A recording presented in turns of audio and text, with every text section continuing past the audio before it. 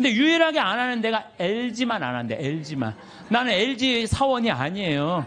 그런데 LG 사원이 아닌데 그 보도에 보니까 부모님이 아주 가장 중요한 건 형제 우애다. 그래갖고 서로 그 구씨 집안들이 아주 잘하는 가장 대표적인 예라고 그러더라고요. 예. 여러분들 자식을요, 아무리 돈이 많아도요, 우애를 안 가르치고 돈만 먼저 가르치잖아요. 다 원수돼요. 그 무슨 소용이 있어요? 아무리 돈이 많으면 뭐해요? 사실 우리가 신부님 돈벼락 한번 맞아 봤으면 죽어도 여한이 없다고 그런 분들 있죠? 근데 사실 돈이 행복으로 연결된대요. 돈이 있으면 행복하대요. 돈이 있으면 행복하지 않겠어요? 근데 어떤 사람한테 돈이 있으면 행복하냐면은 평생 주식이나 복권으로 얻게 된 일확천금이 아니고 안정적으로 늘어난 사람들에게 돈이 행복을 준다는 거예요. 잘 버는 것도 중요하지만 쓸 줄 모르면 진정한 부자가 아니에요. 여러분들 자녀들한테 뭐라고 그래요? 돈이란 몰라도 되고 크면 자연히 알게 되는 것이라든지 돈 일찍 아는 건 아이답지도 순수하지도 못한 것이라고 말하는 거 잘못된 거예요. 돈의 가치를 정확하게 알려줘야 돼요. 돈은 소중한 거다. 돈은 우리 인생 살아가는데 꼭 필요한 거다. 그런데 어떻게 벌어야 된다? 정직하게 벌어야 된다. 이걸 가르쳐줘야지 황금보기를 돌같이 알아라 뭐 이런 얘기만 해야 되니까 나중에 그냥 이상하게 돈을 버는 거예요. 예. 우리는 자식들한테 사람은 돈이 있어야 무시당하지 않아. 돈을 벌어야 해. 돈 없으면 무시당하고 돈 있으면 감옥에도 안 가. 이런 돈에 대한 부정적인 생각을 가르치면 안 된다는 거예요. 저는 돈만 모아놓았다가 한 푼도 못 쓰고 죽는 사람들 많이 봤어요. 뼈 빠지게 돈 모았다가 하루아침에 사기당해서 나는 죽는 사람은 덜 억울해. 살아있는데 사기당해갖고 그냥 한 푼도 못 쓰고 쫄딱 망하는 사람들, 그런 사람들 보면요 정말로 저도 가슴이 아파요. 그분들 땅을 치고 통곡합니다. 먹고 싶은 거 안 먹고 보고 싶은 거 안 보고 다니고 싶은데 안 다니는데 그 돈을 어떻게 모은 돈인데 이 돈을 사기치느냐고. 때는 이미 늦어요. 때는 이미 늦어요. 여러분들 사기당하기 전에 쓰세요. 내가 작년에 이제 갈릴레아까지 다 갔어요. 그랬더니 네게부 사막 체험을 또 데리고 가더라고요. 근데 거기 가보니까요, 고등학교 3학년 유대인 천재애들이 30명 정도 온 거예요. 근데 얘네들이요, 의대, 공군사관학교, 법대 합격한 애들이에요. 저녁에 모닥불을 피면서 내가 얘기를 했어요. 야, 니네들 우리나라는 남자만 군대를 2년 간다. 근데 니네들은 고등학교 졸업하자마자 저기만 남자 3년, 여자 3년. 얘네들은 고등학교 졸업하자마자 다 군대 가요. 3년씩. 그래서 이스라엘에 가보면요, 군인 애들이요, 거의 청소년 애들이에요. 고등학교 졸업하자마자 가갖고. 그래서 내가 니네들 진짜 군대 가는 거 원하느냐? 볼런티어 하는 거냐? 그랬더니 의대 합격한 애가 눈이 반짝거리면서 뭐래느냐? 우리는 6억 명의 이슬람 속에서 둘러싸여 산다. 근데 우리 600만 명이 살아남으려면 내 나라는 누가 지켜야 된다? 내가 지켜야 된다. 얘네들은 분명한 거예요. 분명한 거예요. 근데 우리나라는요, 그런 역사의식, 민족의식, 주변 상황, 그런 거 이제 하나도 얘기 안 해줘요. 오로지 공부해. 성당 너 공부하려면 성당 내가 6년 동안 너 관면해줄게. 너. 성당도 안 나가고 공부만 하는 거, 역사도 모르고. 이게요, 결코 건강하게 키우는 게 아니에요. 난 일본은요, 난 망한다고 생각해요. 왜? 일본은 천황이에요, 천황. 자기네들이 무슨 동굴에서 일장기 뻥 또 태양의 아들이라고, 무슨 개뿔 태양의 아들, 무슨 태양의 아들이에요. 태양의 아들이 그래요. 이 아시아 전쟁 일으켰을 때 2200만 명이 죽었어요. 그럼 반성해야 될 거 아니에요. 근데 얘네들은요, 기준점이 없어요. 그냥 자기네들만 잘 먹고 잘 살면 되는 거야. 그러니까 얼마 전에 스위스 제네바에서 자기네들이 인권국가라고 그러니까 다른 민족 다 웃었잖아요. 전 대표가 다 웃었어요. 그러니까 그 대사가 shut up. 어디 그런 무식. 그러니까 나는 일본은요, 저건 언제든지 망한다고 분명히 난 믿어요. 예. 저 나라는요, 지금 이 지구 역사에서 다른 민족과 화해하지 못하잖아요. 그러면은요, 그 나라는 떨어지게 돼 있어요. 반드시. 근데 저거 우리 용서도 청하지 않고 독일은요, 끝까지 남아있는 마지막 한 사람까지 다 보상하겠다는 거 아니에요. 그 독일하고 일본하고 여러분 어떻게, 왜? 이게 국가적인 양심의 반성을 안 하는 거예요. 그리고 무슨 위안부가 아니죠. 성노예죠. 자기네들이 강제로 끌려가고. 그리고도 반성 안 하나. 정말로 창피한 나라예요, 저 나라. 근데 저 일본은요, 정말 지독해요. 자기네들이 저렇게 하자면 살지 못해 지독한 놈들이야. 근데 난 저런 식으로 앞으로 세계에선 절대 인류국가 못 되는 나라예요. 저 일본은 하류예요. 아무리 자기네들이 기술이 좋아도 하류예요, 하류. 북한은 어때요, 북한? 김일성이 아버지 아니야, 아버지. 그런데 김일성이 정말 높은 가르침을 줬어요? 지금 북한 주민들 굶어 죽어요. 우리 집에 내 탈북자 한 분 지금 근무를 하고 계세요. 생선을 못 먹어요. 먹어봤어야지. 고기를 못 먹어. 고기를 먹어. 심지어 계란도 못 먹어. 먹어본 적이 없는데. 하느님을 빼버리고는요, 절대 나라가 건강할 수가 없어요. 저 나라는, 아니, 저게 말이 돼요? 저 북한, 여러분들 북한 지금 말이 된다고 생각하세요? 국민들은 다 굶어 죽는데, 아, 참, 답답한 노릇이에요. 예. 여기 오신, 사실은 여러분들, 이 평창까지 오신 여러분들은 내가 보기에는 적어도 가슴에 여권 있는 분들이에요. 여권 있어요, 없어요? 여권 있는 분들이에요.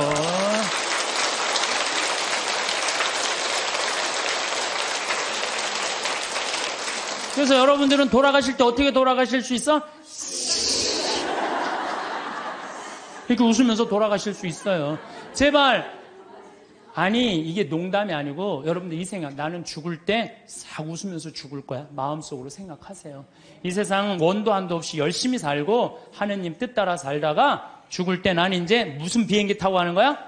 여러분들 비행기 다 통과하고 비행기 딱 타면 기분 좋아요, 안 좋아요?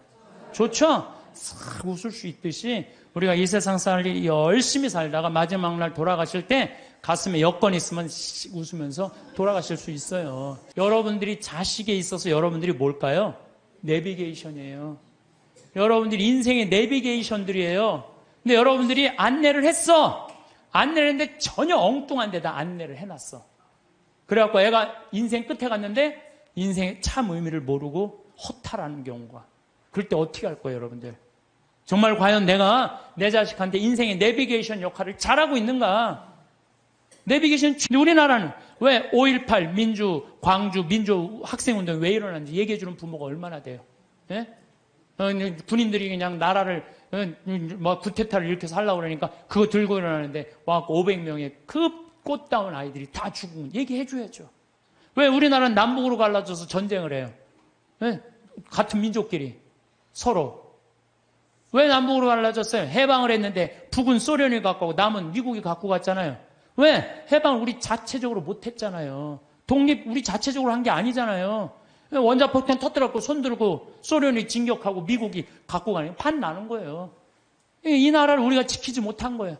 하다못해 1868년 이 일본은 천황을 중심으로 해갖고 나라를 통일을 해갖고 항공모함 비행기 만들 동안 우리 뭐 했어요? 사색당파 나눠줘갖고 이를 왕으로 세울 거냐 저를 왕으로 세울 거냐 이러고 싸우다가 나라 뺏길 때 총 한 번 못 쏴보고 나라 뺏긴 거 치욕의 역사를 갖고 있는 거예요. 그러니까 우리 정신 차려야 된다 이런 얘기 해야 하네요. 하나도 안 해요. 밑도 끝도 없이 공부해라는 밑도 끝도 없이 왜 공부해라는 게 우리가 북이 우리나라 뺏기면은 종교도 자유도 다 없어진다. 이 나라는 우리가 지켜야 된다. 이런 얘기 해줘야죠. 우리 부모들이 오로지 공부하라고 그래. 그러니까 공부하라는 얘기만 들은 애가 이제 대학교 법대를 갔어.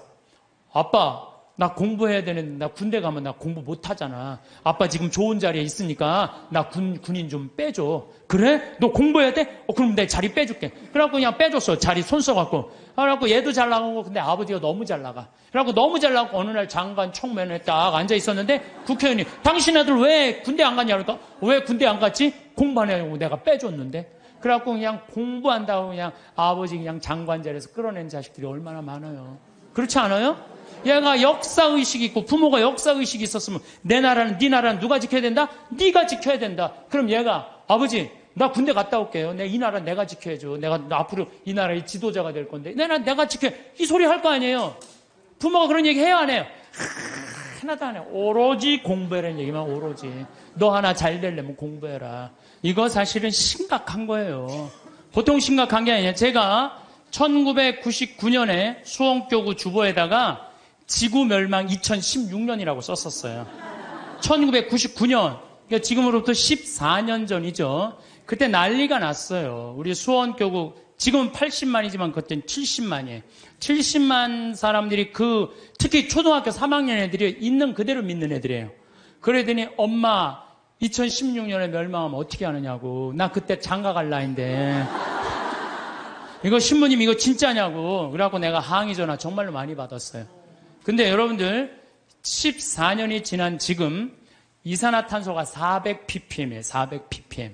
이산화탄소 400ppm이라는 건 뭐냐면은 인간이 살기 가장 적합한 이산화탄소는 250ppm이에요. 근데 지난 65만 년 동안 아무리 빙하기, 간빙기가 아무리 많이 왔어도 300ppm을 넘은 적이 한 번도 없어요. 300ppm이 넘으면요, 지구가 상상할 수 없을 만큼의 기후의 격동이 오는 거예요. 근데 지금은 얼마가 넘었느냐?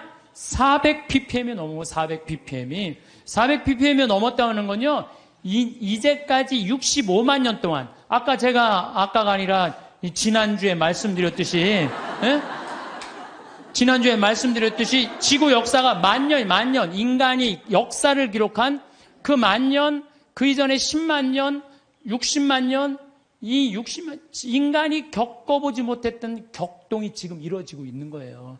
보통 심각한 게 아니에요, 지금. 예. 그래서 400ppm이 넘으면은요, 지구는, 신부님, 2016년에 동시에 멸종하느냐고? 아니요. 그거는 우리 인간을 많이 오해하는 경우가 있어요. 지구 역사를 46억 년으로 본다면요, 지금 200년은요, 0.0000006초밖에 안 되는 시간이에요. 찰나예요, 찰나. 우리는 100년이 굉장히 긴 것 같지만 지구 입장에서는요, 순식간에 지금 벌어지는 일이에요. 지구 입장에서 우리가 뭐 100년 살다가 죽으면 그냥 그걸 끝나는 거잖아요. 근데 지구 입장에서 보면 이거는 정말 완전히 거의 끝에 와 있는 거예요. 이 변화, 오죽하면 화성에 가서 살겠다고 그러겠어요. 이 아름답고 이 기가 막히게 신비로운 지구에서 안 살고 그 황량한 화성에서 가서 산다는 말이 되는 소리를 하고 있어요. 이 하나뿐인 지구를 지키지 않으면요, 우리가 이 자손들한테 이걸 물려주지 않으면요, 이거 우리 정말 이 세상에서 살 자격 없는 사람들 많아요. 그러니까 제가 하느님의 은총을 우리가 무시하면 안 돼요. 저 빈님도 하느님의 은총이고, 저 태양도 하느님의 은총이고, 이 들판에 시원스럽게 부는 바람도 하느님의 은총이고, 이 맑고 다른 공기도 하느님의 은총이고, 이런 마음을 가지는 사람은요, 자연을 함부로 대하지 않아요. 근데 그냥 하느님도 없고, 이게 다 돈벌이다, 이게 다 돈이다, 이렇게 생각하는 사람은요, 이 지구를 파괴하면서 이 지구에 살 수 없는 세상을 만드는 거예요. 그래서 나는 하느님을 놓치면서 사는 이 현대인들이요, 걱정이 많이 돼요. 하느님을 놓치고 사는 이 현대인들이요, 걱정이 많이 돼요. 어쨌든 유대인들은요, 지구의 0.2%밖에 안 돼, 인구가. 미국에 한 800만 명 산대, 유대인이요. 그 다음에 이스라엘에 한 650만 명, 700만 명. 그 외에도 여기저기 있는 유대인들 다 합쳐봐야 2천만이 채 안 된대요. 그런데도 미국 경제의 60%를 유대인이 쥐고 흔들어요. 그리고 미국 부자의 30%는 유대인이에요. 하버드 대학이 전교생이 18,000명이에요. 학부생. 대학원생은 더 많지만 학부생이 18,000명인데 그중에 6,000명이 유대인이에요. 6,000명이. 우리나라 몇 명인지 알아요? 300명, 300명. 근데 그 중에서도 300명 중에 반 이상이 졸업을 못 한대요. 과정을 못 따라가갖고. 근데 걔네들은요, 이 하버드 대학의 법대 50%는 유대인이래요, 유대인. 그러니까 그냥 유대인들은 노벨상 179명이 탔는데 딱 경제학상, 물리학상, 화학상 이런 거예요. 우리는 그냥 딱 한 분 탔는데 그것도 평화상. 평화상. 얘네들은 다 머리로 타는 애들이에요, 머리로. 그럼 유대인이 똑똑해서 그렇게 하버드, 미 8개 그 아이비리그 대학이라고 그러잖아요. 뭐 브라운 대학, 컬럼비아 대학, 하버드 대학, 뭐 예일 대학, 뭐 이런 대학. 요즘 뭐 MIT, 뭐 스탠포드 몇 개 또 해갖고 하지만은 그 미 8개 대학의 20%는 유대인이래요. 그러니까 똑똑한 애들은 다 유대인. 아, 그럼 걔네들이 IQ가 좋으냐? 걔네들은요, IQ가 평균 95밖에 안 돼요. 우리나라는 106인데. 그러니까 유대인이 전 세계에서 IQ로는 26위밖에 안 돼요. 근데 왜 얘네들이 이렇게 똑똑하고 공부를 잘할까? 이건 부모의 종교교육에 있는 거예요. 종교교육. 유대인들은요, 3살만 되면요, 토라, 모세오경 읽어줘요. 그 다음에 탈무드 얘기해줘요. 끊임없이 얘기를 해주는 거예요. 얘기. 솔로몬 얘기, 다윈 얘기, 무슨 뭐, 그 다음에 머리 긴 누구의 그거, 힘센 삼손 얘기, 그 다음에 뭐, 이삭 얘기, 아브라함 얘기, 야곱 얘기, 뭐, 요셉 얘기, 모세 얘기. 얘네들은 끊임없이 부모한테 얘기를 듣는 거예요. 얘기를.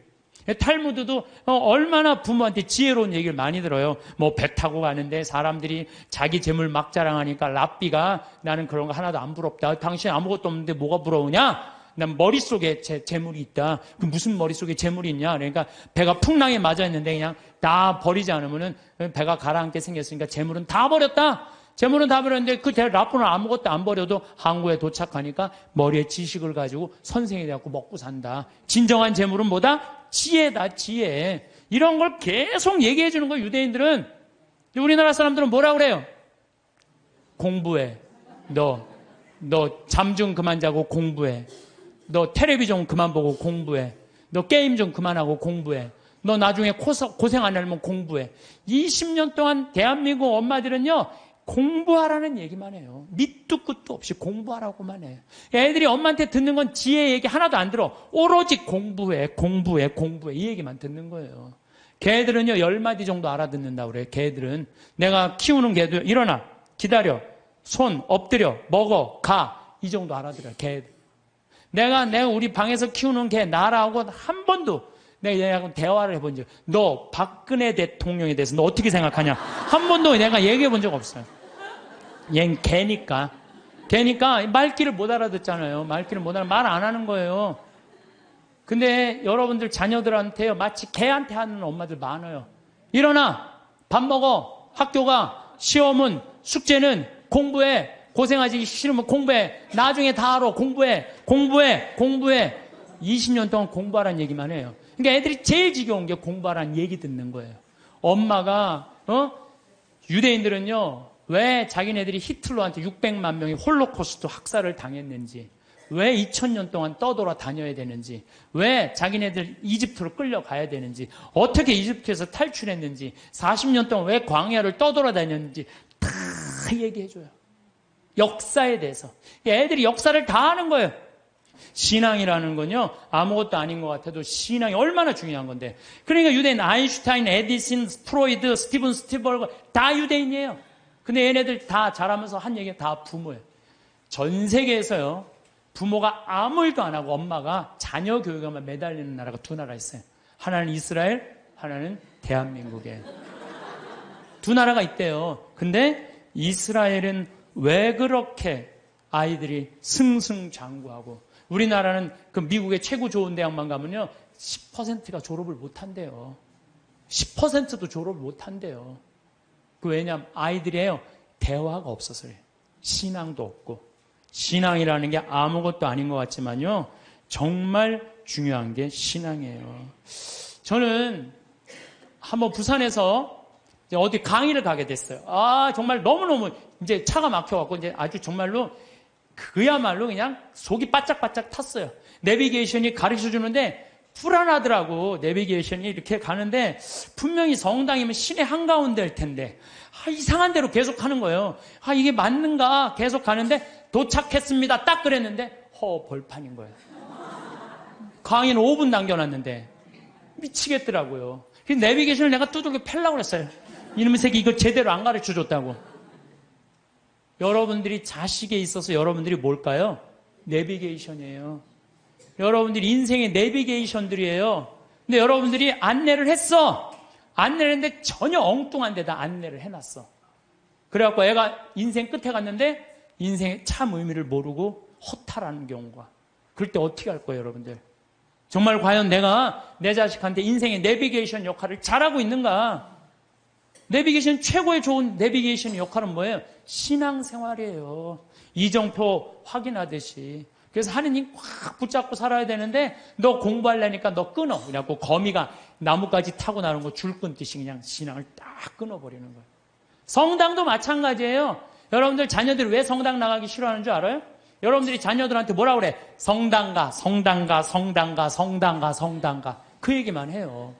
왜 성당 가야 되는지 얘기해 주는 거 없잖아요. 아브라함 얘기를 묵상을 해서 얘기를 해 준다든가, 솔로몬 얘기를 해 준다든가, 우리 김대건 시모님 얘기를 해 주던다든가, 최양업 시모님 얘기를 해 준다든지, 아니면 프란치스코 성인의 삶을 얘기해 준다든지, 우리 비오 성인 이탈리아 로톤도에 오상 받은 신부님 얘기를 해 준다든가, 파티마 성모님, 루르드 성모님, 과달루페 성모님, 이번 르완다 성모님 발현했다고 그래. 1982년에 르완다 성 그런 얘기 하나도 안 해줘요. 오로지 성당가, 성당가, 성당가, 성당가 그 얘기만 하는 거예요. 그러니까 애들이 두 가지를 하기 싫은 거예요. 성당 가고 공부하는 거. 이거 두 가지가 싫은 거야. 네. 두 가지를 안 하는 거예요. 이유를 얘기해 줘야 될 거 아니야. 왜 성당 가야 되는지, 왜 공부해야 되는지. 이유를 안 해주고 무조건 그냥 성당 가, 공부해, 이야기.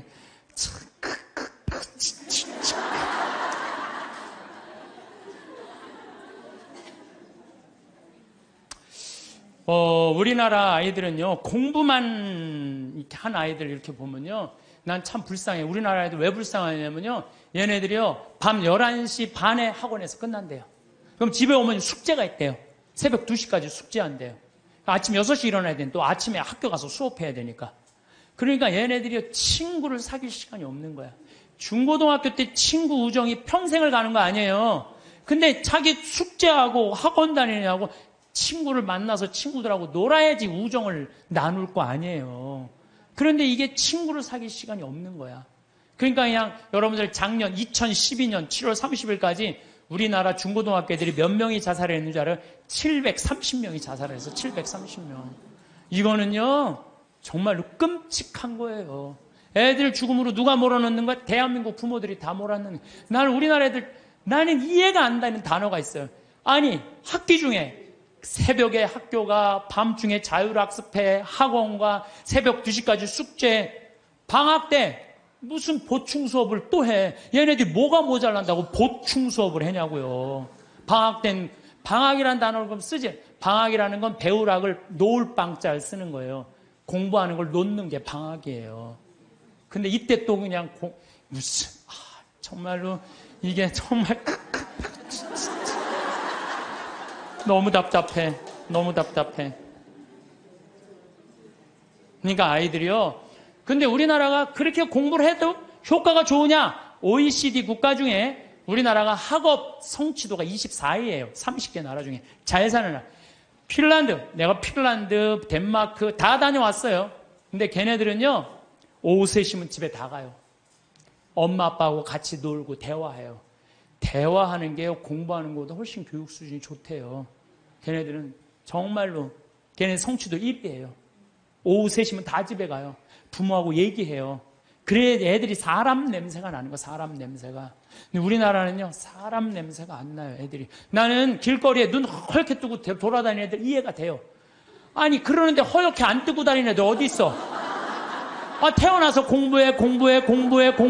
이 얘기만 그냥 태어나갖고 좀 산 좀 보려고 그러니 엄마가 그냥 정신 나가면 그냥 창문에다 가나다라 마바 차탁 갔다니 누워서 모빌이 돌아가는데 기억링을 니글이 돌아가고.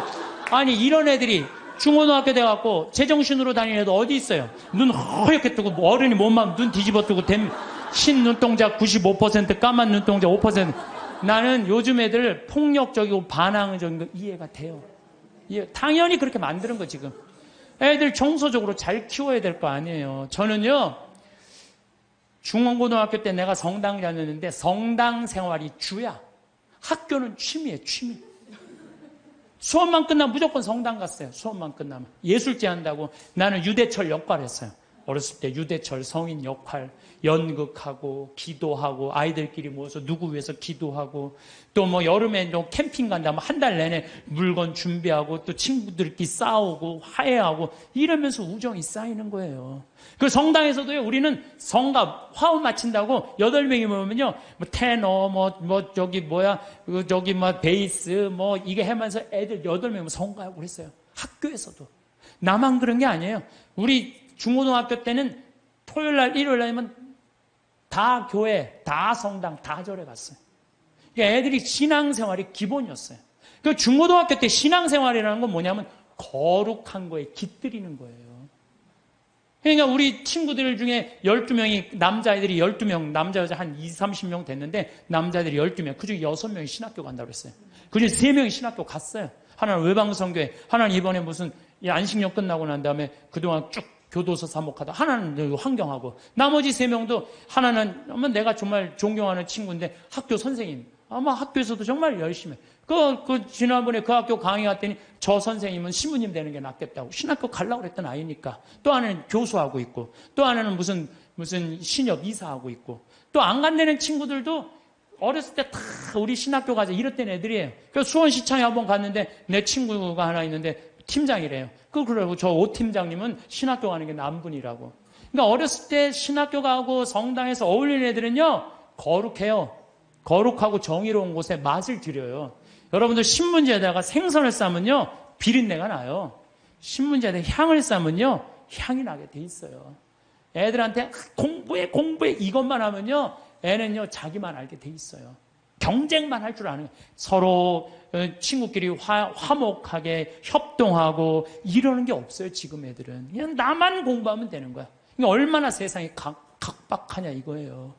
그러니까 난 우리 중고등학교 때 성당 다니는 애들, 교회 다니는 애들, 절 다니는 애들, 정말 열심히 한 애들이 학교에서도 공부도 다 잘했어요. 보면은. 근데 그게 어느 순간인가 자율학습 학원에 다 뺏겨버린 거야. 그러면요, 공부는 잘할지 모르지만 나라는 안 건강해요. 왜? 중고등학교 때 신앙을 통해서 거룩한 가르침을 들은 애들은요, 저는 불교 가르침이든 천주교 가르침이든 개신교 가르침이든 종교라는 건 최고로 높은 가르침이에요. 그 가르침을 듣고 자란 애들은 달라요. 달라도 뭐가 달라요. 근데 그냥 아무것도 지금 애들이 성당 가서 성서를 제대로 들어요. 자기네들끼리 토론을 해요. 아무것도 안 하잖아요. 그러니까 그냥 서로 왕따 시키고 그냥 정말 우리가 깜짝깜짝 놀랄 일들이 뉴스만 보면 나오잖아요. 그게 왜 그래요? 신앙생활을 안 가르치기 때문에, 거룩한 생활을 안 가르치기 때문에 그래요. 그래서 여러분들 하느님을 놓친다는 건요, 이게 아무것도 아닌 것 같아요. 다 놓치는 거예요. 나라도 마찬가지야. 나라도. 여러분들 칼 마르크스가 자기 자본적인 공산주의 혁명할 때 종교는 뭐라 그랬어요? 인민의 아편이라고 그랬죠? 그리고 공산혁명 소련에서 일어나고 다 일어났어. 근데 소련은 어떻게 됐어요? 지금 어떻게 됐어요? 완전히 쫄딱 망하고 포기했어요. 공산주의.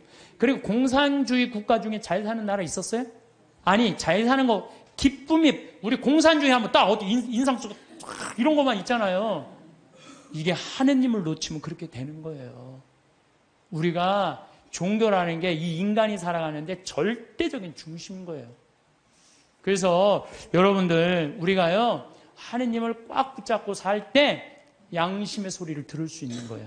양심의 소리를 들을 수 있고, 인간이 잘못하다가도 하느님이, 예수님이 이건 아니다, 성서에 다 나와 있잖아요. 이건 아니다. 그러면 그래, 우리가 이렇게 잘못했지. 독일 사람들이 그래서 반성하고 자기네들 회개하고 그러는 거 아니에요. 근데 일본은 누가 반성 회개 기준이 없어. 기준이. 참 저렇게 나가고 있는 거예요. 예, 나는 일본은 반드시 망한다고 난 믿어요. 예, 반드시 망할 거예요. 예, 저 나라는.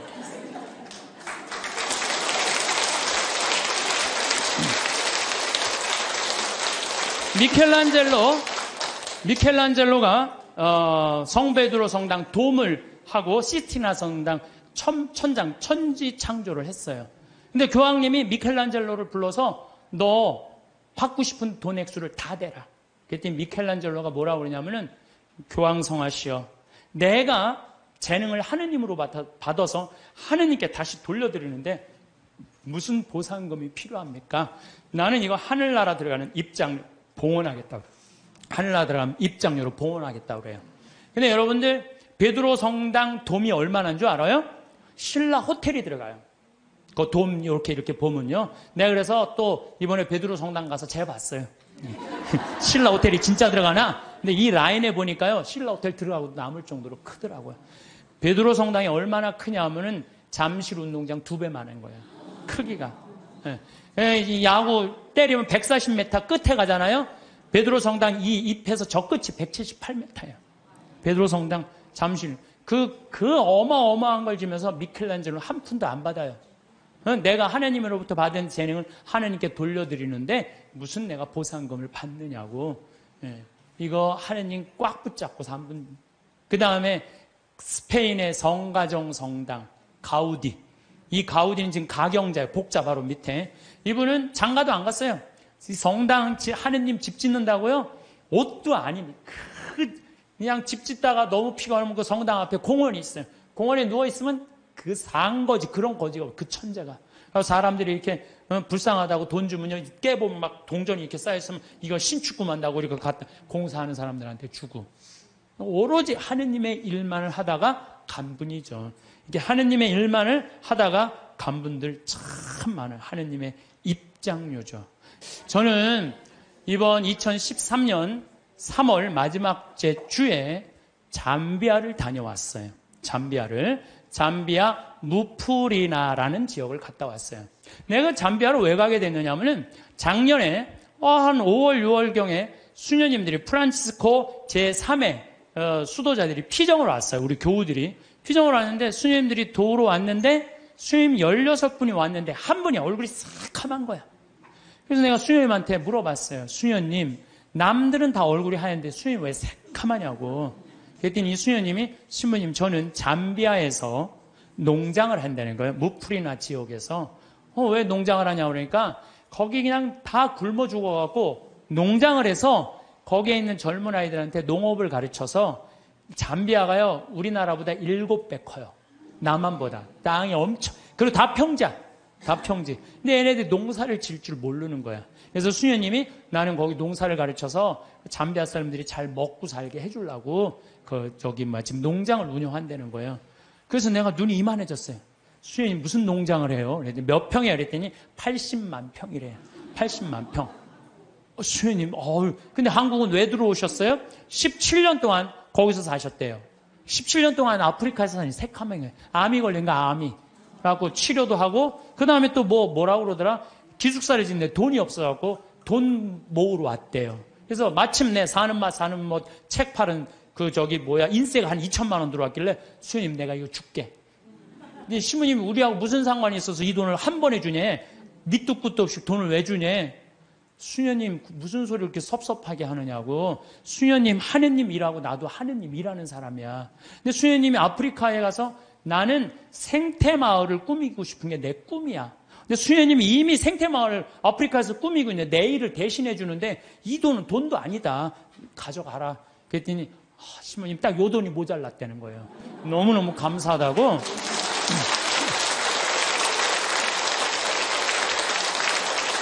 그래서 내가 수녀님한테 이거는 세 발의 피다. 이건 시작이다. 수녀님 앞으로 필요한 거 다 얘기해라. 내가 다 도와주겠다. 수녀님 도대체 우리한테 왜 이러시는 거냐고. 걱정하지 말아라. 수녀님 내가 원래 아프리카의 생태마을 꾸미고 싶은 게 내 꿈이다. 근데 이미 수녀님이 하고 있으니까 내가 아프리카에 굳이 안 가도 수녀님만 도와줘도 될 것 같다. 그래서 이번에 이제 3월 달에 아프리카를 갔어요. 근데 갔는데 그냥 갈 수 있어요? 의사 선생님들, 치과 선생님 셋, 위생사 선생님 셋, 그 다음에 대학 자원봉사자들, 그 다음에 설계사 선생님 다 해갖고 20명 데리고 갔어요. 가갖고, 농업학교에 기자재, 대학으로 승진하는 데는 기자재가 필요하대요. 2천만 원어치. 그랬더니 또, 거기는 에이즈 환자가 16,000명인데 2,000명이 에이즈 환자래. 무프리나 지역에 16,000명의 주민이 사는데 2,000명이 에이즈래. 거기 영양제가 없어갖고 약을 못 넣는데. 그럼 거기 또 500만 원. 또 학교 타타샤라고 학교에 가보니까 학교에 또 타타샤 아주 여러 지역이 있더라고. 병원, 학교, 고아원을 다 운영을 하더라고. 학교에는 학생 하나가 10권을 가지고 공부를 한대. 책 살 돈이 없어갖고. 그래갖고 그 수녀님 내가 책 다 사줄게. 그래갖고 책 다 사주고 오고. 그 고아원에는 또 우유를 못 먹어갖고 말라리아가 걸려도 약을 못 맞는데요. 그 우유값 다 대주고 오고. 그래갖고 한 5천만 원치를 대주고 왔어요. 대주고 왔는데 가보니까 80만 평의 농사를 짓는 게 아니라 2만 평밖에 못 짓더라고, 수녀님이. 그래서 수녀님, 내가 돌아가갖고 2억을 드리면 포크레인, 그 다음에 트랙터를 다 사갖고 오겠더라고요. 내가 가갖고 2억을 모아갖고 내년 7월에 내가 하겠다. 그랬더니 수녀님 눈이 이만해지는 거예요. 수녀님이 나한테, 수녀님 도대체 우리한테 왜 이러느냐고. 수녀님, 나는 많은 수도자들을 봤지만 이렇게 아프리카에서 16년 동안 나오지도 않고 딱 가면 거기서 사는 거예요, 그냥. 웬만하면 3년 있다 오잖아요. 그 수녀님이 7분이 사는데 7분 그대로, 한 분 말라리아 돌아가신 분 빼고는 그대로 거기서 사는 거예요. 난 수녀님들이 이뻐도 너무 이쁘다. 정말 수녀님들이야말로 꽃이다, 꽃. 교회의 꽃이다. 내가 이 수녀님들을 안 도와주면 나중에 하느님 앞에 가서 나 혼난다. 내가 2억을 모아갖고 오겠다. 그래갖고 거기 병원에 있는 수녀님이 우리 간호사를 공부시키고 싶대. 보내라, 내가 해주겠다. 수녀님이 어떻게 해? 걱정하지 말아라. 우리 계획은 인간이 하지만 완성은 하느님이 해주신다. 나는 믿는다.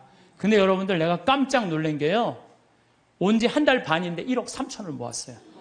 1억 3천을. 내가 말도 많이 안 했어. 이렇게 강의 때 한 사람 앞에 1,000만 원만 20명만 모으면 된다. 한 사람 앞에 1,000만 원 20명 모으면 된다. 그랬더니 지난번에 명동에 갔는데 2명이 2천만 원을 했더라고. 그래갖고 전화가 왔어. 신부님, 명동 강의 끝나는데 신부님 바쁘신데 내가 1,000만 원을 기증하는데 시간 되시냐고. 나 시간 무지하게 많다. 나 시간 무지하게 많다. 그랬더니 그분이 수표를 1,000만 원을 딱 갖고 왔더라고요. 그래서 내가 통장에 지금 벌써 5천만 원을 받아두고 이제 7천만 원 약속을 했어요. 이제 연락하면 다 넣는다는 거예요. 그래서 내가 우리 형한테도, 형, 아프리카 돈 번 거 뭐 할 거야? 1,000만 원 기증해. 그랬더니 우리 또 형은 또 천사예요. 내가 돈 내려면 다 내요. 1초도 주저하지 않고, 신부님 제가 봉헌하겠습니다. 그래서 우리 어머니도 이번 7월 달에 개를 탄대요. 어머니 1,000만 원 하라고. 죽기 전에 뭐 아프리카에 우물 파주는 게 소원이라며, 내놔 1,000만 원. 그래갖고 어머니 7월 달에 개 타면 통장에 넣어주기로 했어요. 그렇게 1억 3천을 모았어요. 여기 계신 여러분들도 동참하고 싶은 분들은 나한테 연락하세요. 여러분들, 그러면은요, 내가 20명의 주주를 모으는데 그거는 주식을 받을 수는 없어요. 그렇지만 그건 하늘나라 가는 여권에 도장 하나, 비자 하나 찍어 놓는 거예요. 그러니까 나는 영국이 그동안 몇백 년 동안 뺏어갔어요. 뺏어만 가고 교육 하나 안 시킨 거예요. 나는 영국 사람들 해가 지지 않는 나라라고 하는데 난 절대 그렇게 표현하면 안 돼요. 전 세계 다니면서 도둑질 하느냐고. 해가 질 수가 없는 나라예요. 해 질 시간이 없는 나라지, 해가 짓는 나라. 그래서 중국은 지금 굴이 다 뺏어가요. 근데 저는 어떤 생각을 갖고 있느냐 하면은, 우리나라는 그러면 안 돼요. 우리나라는 이제까지 다른 나라 침략한 적 한 번도 없어요. 우리끼리 여기까지 올라온 거예요. 그럼 우리나라가 세계 최일의 인류 국가가 되려면 어떻게 해? 이제는 우리가 원조 받는 나라에서 원조 해주는 나라가 됐잖아요. 원조를 해줘도 멋있게 해주자는 거예요. 그래서 내가 그 80만 평에 그림까지, 그 지역 주민들 큰 산 집까지 그림을 다 그려놨어요. 그래갖고 와서, 거긴 또 아프리카인데도요, 1300mm가 빈님이 오세요. 잠비아는. 그래갖고 물도 많아요. 자본이 없는 거지. 개발만 하면요, 우리가 아프리카 가난하고 굶주리는 나라라고 생각하잖아요. 그렇지 않아요. 아프리카는요, 정말 잘만 꾸며놓으면요, 정말 살기 좋은 나라예요. 원시지구 그대로 보존된 참 좋은 지역에. 그리고 내가 이번에 그 의사 선생님들 모시고 왔는데, 의사 선생님들이 그러는 거예요. 자기는 이렇게 의술을 배워도 보람을 못 느꼈대요. 왜냐하면 의사 선생님들이 스트레스 무지하게 받거든요. 뭐 치과 돈 많이 버느라 스트레스 굉장히 많이 받아요. 근데 자기네들이 여기 와서 의술을 하니까 자기들이 이렇게 힘든 공부에 대한 보람을 느낀다는 거예요. 너무 좋다는 거예요. 또 호주에서 이광현이라는 선생님이 왔는데, 키가 1m 한 78 정도, 얼굴도 잘생기고 키도 크고. 근데 작년에 내가 멜버른에 강의를 갔는데, 난 이런 꿈이 있다. 근데 한 젊은이가 와서, 신부님 동참하겠습니다. 그걸 명함을 줬어요. 난 그거 잊어먹었죠. 근데 이 친구가요, 계속 우리 인터넷에서 검색을 한 거야. 그리고 내가 그걸 딱 보고 멜버른에서 한국으로 날라온 거야. 같이 갔어요. 근데 이 아프리카 사람들은 이 이가요, 뿌리가, 우리는 얕은 얘네들 굉장히 깊어요. 이가 이만해, 진짜. 거짓말 조금 못해서 이만해. 그러니까 이걸 빼려니까 여선생님들은 그걸 못 빼는 거야. 근데 얘는 그냥 힘이 좋으니까 그걸 다 빼는 거야, 썩은 거를. 이야. 근데 이 친구가 그러는 거예요. 자기가 후배 의사 선생님들한테 자기가 너무 행복했다고 그 한 10일 동안 자기는 정말로 공부한 보람을 느낀다. 그랬더니 3명이 또 지원을 했대. 또 수원에 이제 남자 의사 선생님 또 지원을 했어. 그래서 내가 의사 선생님들 지금 뽑는 게 의사 선생님들, 트랙터 기사, 포크레인 기사, 그 다음에 태양광, 전기 기술자 다 뽑아요. 다 뽑아갖고 내년 7월 달에 싹 모시고 가갖고 싹 해주고 오는 거야. 그래서 싹 꾸며놓으면은 아프리카는요, 7월, 8월 달이 제일 좋아요. 7월, 8월이 아주 시원해요. 시원한 게 어느 정도로 시원하냐면은 이런 옷 입고 가면 얼어 죽어요. 진짜로. 우리가 몰라. 그러니까 다녀요, 제발. 여기서 와! 하고 깜짝깜짝 놀라지 말고. 제발. 그 아프리카 내년에 여기서 가실 분들 자원하세요. 내년에 한 달 갈 거든. 7월 15일부터 8월 15일. 그러면은요, 돈도 많이 안 들어. 230만 원이면 돼. 비행기 뭐 3번 다 갈아타고 가면 돼요. 26시간 걸려서 가는 거예요. 비행기 타고. 괜찮아요. 저는 작년에 하느님한테 정말 감사드리는 거는 수술하고 난 다음에 비행기 타면 암 환자들은 안 돼요. 암 환자들은 비행기 타면 뭐가 있어갖고 안 좋대요. 그런데도 나는 타고 다녀요, 지금도. 그럼 작년에 싹 진복 8탄 거기서 우리 목사님이 얼마나 열심히 기도해. 그냥 은총 그냥 받아갖고. 근데 난 이번에도 갔다 왔는데 조금 힘들긴 했지만은 그러다 죽으면 얼마나 좋아요. 하느님 일하다가 죽는 건데. 그런 거 두려울 게 아니에요. 아무것도 안 하는 게 무서운 거죠. 하다가 죽는 건 하나도 안 무서운 거예요. 혹시 여러분들 자녀들 가운데 공부하기 싫어갖고 유세 부리는 놈들 있죠? 그런 놈들 공부해 그럴 필요 하나도 없어요. 그냥 나한테 한 달만 맡기세요. 아프리카 한 달만 데려갔다 오면요, 얘네들 인간이 변해요. 왜? 걔네들 사는 거 보면요, 정말로 그냥 맨바닥에서 산다고 생각해도 돼. 흙바닥에서 사는 거예요. 대한민국 사람들이 뭘 모르는 줄 알아요? 대한민국이 이렇게 잘 먹고 잘 사는 걸 몰라요. 지금 우리나라 너무 잘 먹고 잘 사는 거예요. 그냥 맨날 서울 사람들은 나는 하층민이다. 참 내가 정말 답답한 거예요. 한국처럼 잘 사는 나라가 어디 있어요. 근데 우리가요, 대한민국이 뭘 못해? 욕심이 너무 많아요. 온 국민. 아니 2,300억 2,000억 갖고 뭐 하려고 그걸 그렇게 갖고 있어요. 나는요, 그래서 인간은 죽어야 된다고 생각해요. 인간은 반드시 죽어야 돼. 그러니까 2,000억 있는데 80살이야 쓰지도 못하고 억울해. 나 이거. 그 사람도 2,000억 놓고 죽어요. 그렇죠? 나 한 푼도 없어. 그래도 죽어. 그러니까 죽을 때 진짜 억울한 건 2,000억 있고도 쓰지도 못한 사람은 억울해서 못 죽어요. 그렇지 않아요? 근데 2,000억을 의미 있게 봉헌하고 가는 사람은 죽을 때도 웃으면서 죽을 수 있어요. 근데 이거 안 뺏기려고 무슨 벌진 아일랜드에다가 뭐 페이퍼 컴퍼니 만들어 놓은 얼마나 추해요. 국가로부터 도둑질한 걸 동생한테 맡겼더니 동생이 안 주네? 또 내놓으라고 그러고 주라고. 여러분들, 우리는 하느님으로부터 받은 거니까 하느님께 되돌려줘야 돼요. 미켈란젤로 말처럼 되돌려줘야 돼요. 저는 그래서 아프리카를 이렇게 보면서 우리나라 사람들이요, 여러분들 이제 여기 지금 앞에 예쁘장한 분들 많이 앉아있는데 여러분들 120살까지 안 죽어요. 그럼 몇 년 남았냐면 70년 남아서 70년. 뒤에 계신 우리 오늘은 할머니들이 왔다고 그러는데 할머니들이 내 눈에 하나도 안 보여. 아줌마들만 보여, 아줌마들이. 이것도 걱정이에요. 70 먹으면 70 먹은처럼 보여야 될 거 아니야. 아줌마처럼 보이는 거, 이것도 내가 보기엔 나쁜 거예요. 왜 늙어도 늙은 흉내를 안 내. 다 젊어. 근데 젊은 채로 그냥 집에서 있으면 재미없어요. 이미 독일 사람들, 미국 사람들은요, 50, 60 되면요, 아프리카에서 2년, 3년 살다가 가요. 봉사활동하고. 그러면서 자기의 삶이 풍요로워지는 거예요. 여러분들 여기 있어서 1년에 2천만 원, 3천만 원 쓰나 아프리카 가갖고 2천만 원 정말로 풍요롭게 쓸 수 있어요. 그래서 하느님을 꽉 잡고 하느님 속에서 살아야 된다는 거예요. 제 얘기는. 하느님 속에서 살아요. 그러니까 대한민국 소년이 뭘 모르느냐? 이렇게 잘 사는 걸 모르고 일본하고 중국이 그렇게 강대국인 걸 대한민국 사람들이 몰라요. 그것도 걱정이에요. 왜냐하면요, 우리나라는요, 정말로 아슬아슬한 지정학적 위치 속에서 살고 있어요. 그러니까 우리나라 국민들이요, 항상 역사의식을 갖고 있어야 돼요. 자녀들한테 우리가 역사에 어떤 고통을 겪었고 지금도 어떤 상황이 있는지 누구 입에서 나와야 돼?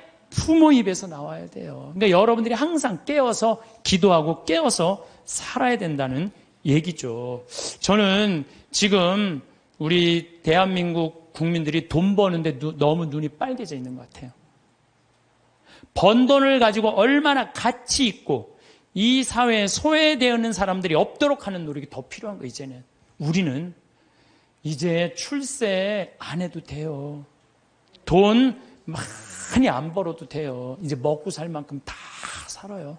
제가 이제까지 환경 문제 때문에 뭐 또 아프리카 자원봉사 다닌다고 다녀보면은요, 우리나라는 잘 먹고 잘 사는 거예요. 이거를 의미 있게 쓸 줄을 모르는 거지, 출세도 이 정도만 하면 됐어요. 예, 그러니까 여러분들 오늘 이후부터 누구를 꽉 붙잡고 사느냐? 하느님을 꽉 붙잡고. 우리는 삶의 질을 높여야 돼. 삶의 질의 기본은 뭐냐? 신앙이야, 신앙. 언제나 양심의 소리를 귀 기울일 수 있도록 이끌어주는 신앙 생활을 해야지 우리 나라도 건강하고 우리 사회도 건강하고 우리 가정도 건강해요. 하느님 꽉 붙잡고 사십시오. 제가 다시 한번 말씀드리지만은 우리가 마지막 날 하늘나라 여행 떠날 때 베드로 성인이 여권 내놔라. 나 여권이 없는데요. 여권이 도대체 어떻게 마련하는 거예요? 여권 어떻게 마련해요? 마태복음 25장에 뭐라 그랬어요? 내가 굶주릴 때, 헐벗었을 때, 감옥에 갇혔을 때, 목말랐을 때 나한테 찾아와주고 옷 입혀주고 물 먹여주고 그게 바로 나에게 해준 것이다. 오른편에 있는 사람, 너희들 하늘나라에서 준비한 상을 받아라. 그러죠? 왼편에 있는 사람들한테 너희들은 저쪽으로 가라. 영원히 꺼지지 않는 불 속으로 가라. 우리가 당신 언제 그렇게 천대했다고 그러냐고. 내 이웃 중에 가난하고 굶주리고 감옥에 갇히고 헐벗어 사는 사람 돌보지 않는 게 곧 누구한테 돌보지 않는 거다? 나를 돌보지, 예수님이 나를 돌보지 않은 거다. 하늘나라 여권 준비하는 거 어려운 거 아니에요. 여러분들 어려운 이웃한테, 특히 아프리카, 잠비아, 물론 우리 이제 내년에는 제가 페루도 가고 브라질도 가고 많이 갈 계획을 다 갖고 있어요. 그럴 때 내가 못 가더라도 어떻게? 동참이라도 해라. 동참이라도 해라. 예, 그게 하늘나라 여권 딱. 그래서 딱 비행기 탈 때, 저기 수속할 때 베드로 성인이 여권, 그럼 여기 있습니다. 딱. 여권 어디 있지? 이거 내가 먹고 사느냐고 바쁘고 여권 준비 못 했네요? 그럼 넌 저리 어두운 데로 가라. 땅을 치고 통곡해도 아무 소용 없다는 거예요. 적어도 여기 오신 여러분들은 내가 보기엔 돌아가실 때 어떻게 돌아가실 수 있어? 정말로 여러분들 돌아가실 때 난 이제 누구 만나러 간다? 예수님 만나러 간다. 하느님 만나러 간다. 내 여행은 환상적일 것이다. 그런 마음으로 여러분들 사시면 이 세상에서도 즐겁고 저 세상에도 즐거울 거예요. 그래서 여러분들 돌아가실 때 웃으면서 돌아가시기를 바라겠습니다. 우리나라가 우리들이 하늘나라로 여행을 떠나려면 뭐가 있어야 된다고 그랬죠? 여권이 있어야 된다고 그랬어요. 하느님을 꽉 붙잡고 살 때 우리는 여권 발급받을 수 있습니다. 하느님을 내가 꽉 붙잡고 있고 내 삶 전체가 하느님께 봉헌된 분은 지난번에 우리 최재용 신부님 어머니처럼 93살에 돌아가실 때 아들 손을 잡고 어떻게 돌아가실 수 있다고? 씩 웃으면서 돌아가실 수 있어요. 그래서 그 죽음이 아니고 새로운 삶으로 옮아가는 여정일 뿐이에요. 우리 인간은 참 죽음을 많이 두려워하는데 죽음은 결코 무서운 게 아니에요. 새로운 삶으로의 변화죠. 지금은 미국이 자유여행이 많이 되잖아요. 근데 옛날에는 미국에 여행 가려고 그래도 까다로웠어요, 안 까다로웠어요? 까다로웠어요. 미국에 가려고 그러면은 옛날에 미국 비자 발급 받으려면은요, 통장에 잔고가 얼마 있느냐, 너 갔다가 돌아올 수 있는데 보증인이 있느냐, 이런 거 다 물어봤어요. 또 막상 요즘은 미국에 이렇게 제가 로만 칼라를 차고 이제 미국 강의하러 갈 때 거기 여권 심사하는 데서 꼬치꼬치 물어요. 왜 왔느냐고. 그래서 강의하러 왔다. 도라는 갈 거냐? 나 한국에 갈 거다. 며칠 머물 거냐? 뭐 10일 머무를 거다. 정말로 까다롭게 물어보더라고요. 여러분들 만약에 하늘나라에 막 들어가려고 그럴 때 이 베드로 성인이 물어볼 거예요. 너 성당은 열심히 다녔느냐? 또 가난한 이웃은 잘 돌보았느냐? 회개는 많이 했느냐? 하늘나라 열쇠 쥐고 있는 분이 다행히 베드로라 정말로 다행이에요. 이 베드로 성인이 좀 허술해요. 베드로 성인이 만약에 바오로 사도가 열쇠를 갖고 있었으면요, 저를 포함해서 여기 있는 분들 들어갈 수 있는 분들 거의 없어요. 바오로 사도는 신약성서 27권 중에 13권을 쓴 사람이에요. 얼마나 똑똑한 사람인지 몰라요. 그 똑똑한 사람들이 여러분들한테 따지면 여러분들 뭐 말 대꾸 제대로 할 수 있을 것 같아요?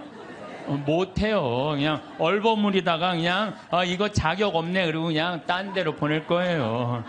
그나마 우리 베드로 사도, 참 베드로 사도는요 재밌어요. 베드로 사도는 거의 성서 글을 쓰지 않았어요. 써도 신약 성서에 2권, 베드로 전서, 후서. 근데 얼마나 웃기냐면은 베드로 전서 5장, 후서 3장.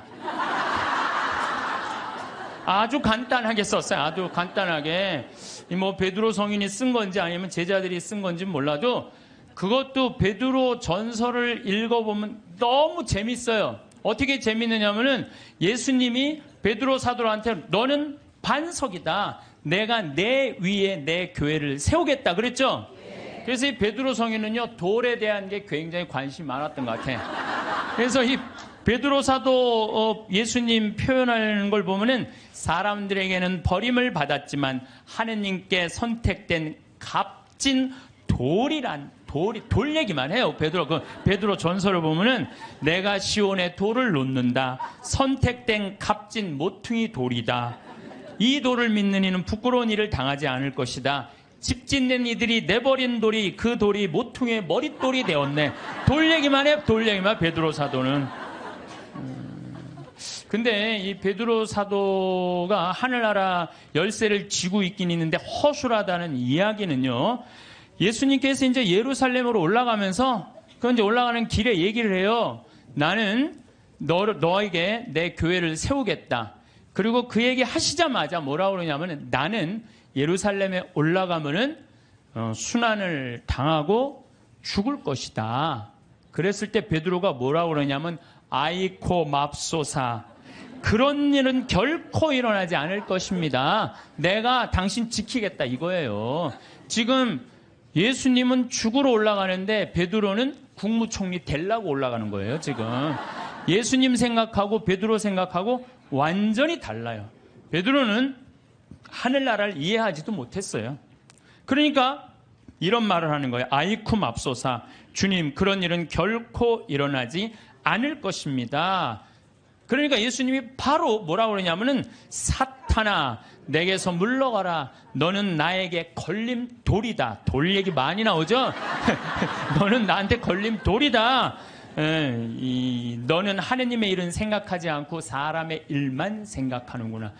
예수님은 하느님의 일로 인류를 구원하시기 위해 십자가에 못 박혀 돌아가시려고 그러는데 베드로는 뭐 하려고 올라간 거예요?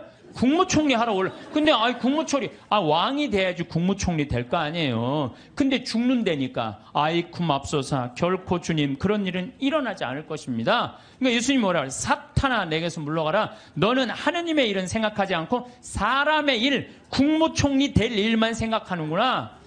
예수님이 또 그래도 그렇지. 바로 전에 내가 내 위에 내 교회를 세우겠다 그러다가 또 바로 사탄아 물러가라 그냥. 예수님 믿는 거 쉽지 않아요. 예수님 아주 당황스러운 일들을 너무 많이 하셔갖고, 베드로는 예수님이 붙잡히니까 3번이나 예수님을 배반해요. 3번이나. 먼저 예수님 붙잡히고 다른 제자들은 그래도 다 도망가도 그래도 베드로가 그 12 중에 나아요.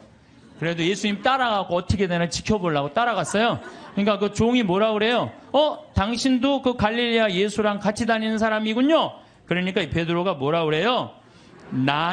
이 여자가 무슨 말을 하는지, 이 여자가 지금 무슨 말을 하는지 모르겠네 이래요. 근데 당신 정말 그 사람하고 있었는데 그랬더니 나는 그 사람을 알지 못하오 그래요. 참, 이 베드로가 할 일이에요?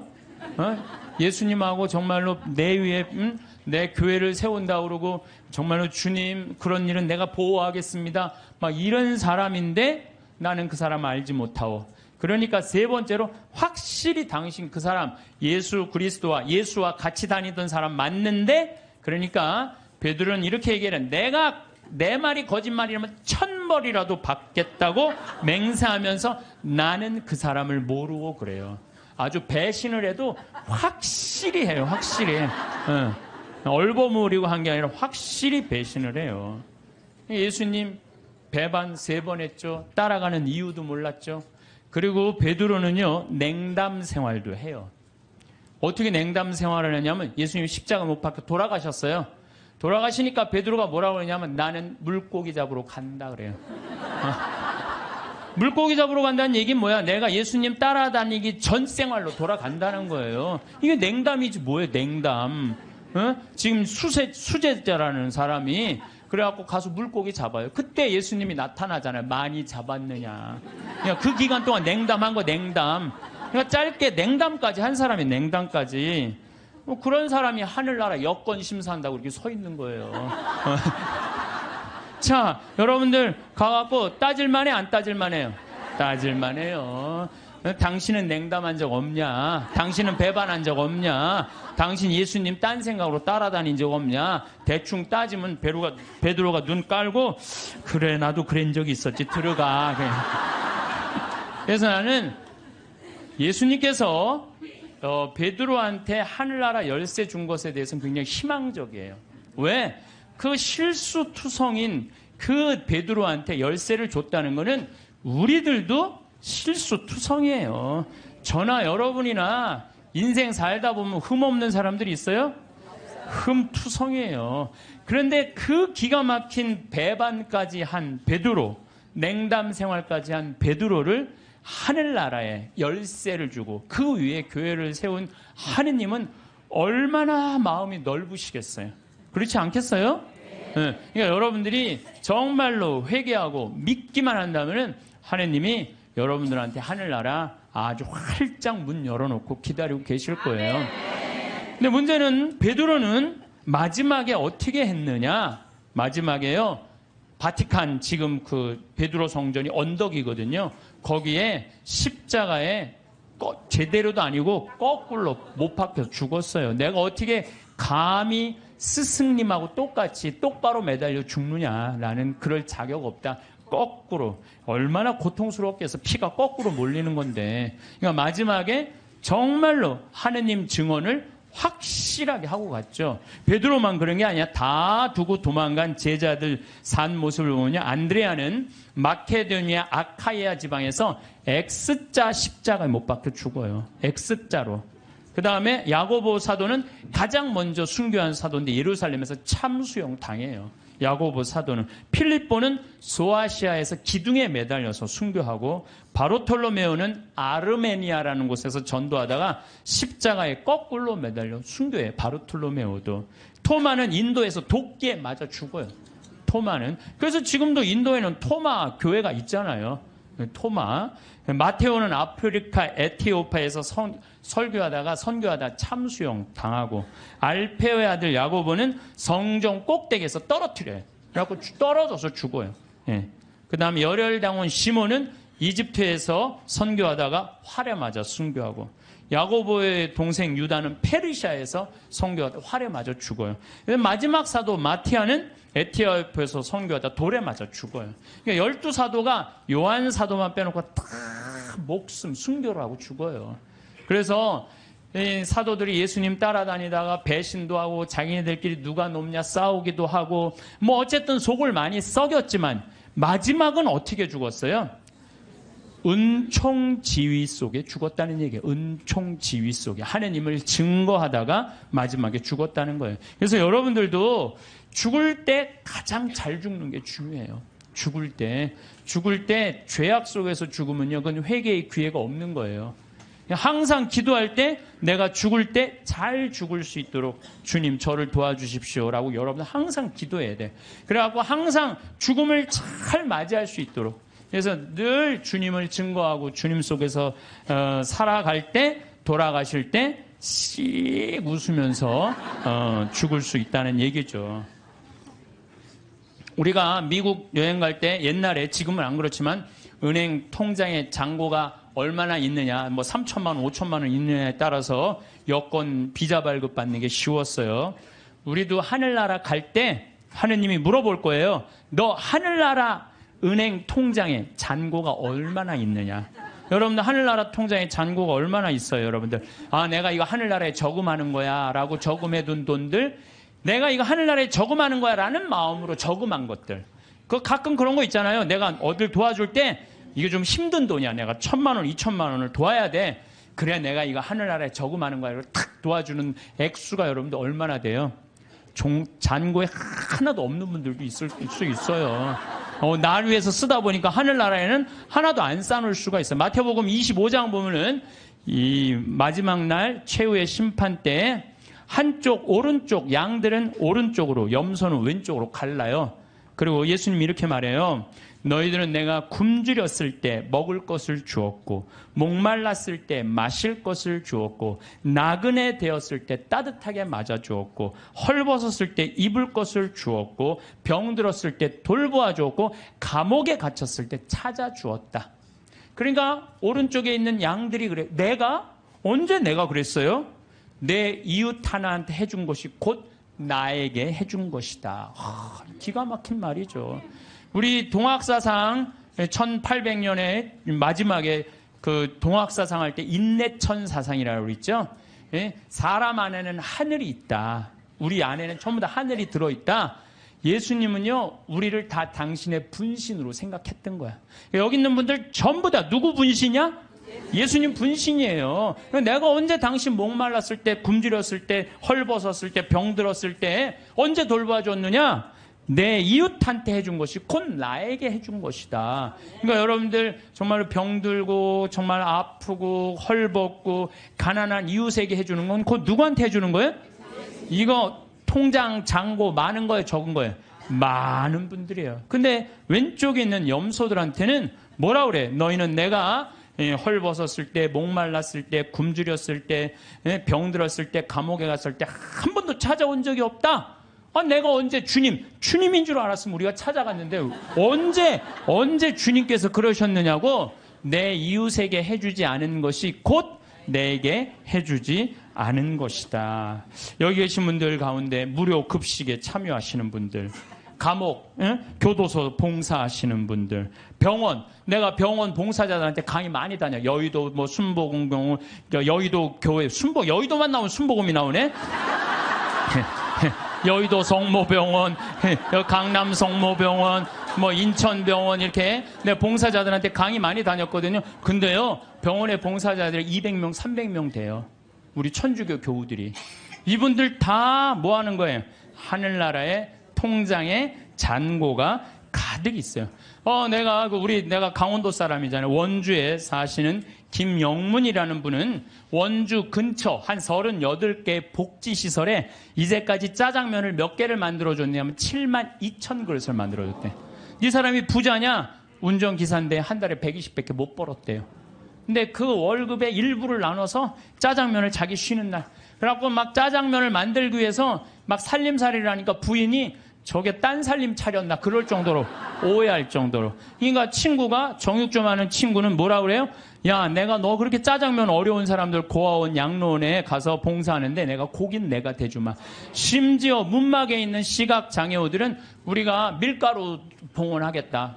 이런 사람들이 하늘나라 통장에 잔고가 많은 사람들이에요. 반대로 엄청난 돈이 있으면서도 가난한 이웃 돌보지 않고 돈 더 많이 벌어보겠다고 벌진 아일랜드에다가 알지도 못하는 섬에다가 회사 차려서 세금 떼어먹는 사람들 많아요. 이런 사람들 세상 통장에는 잔고가 많을지 모르겠지만 하늘나라 통장에는 잔고가 하나도 없는 분들이에요.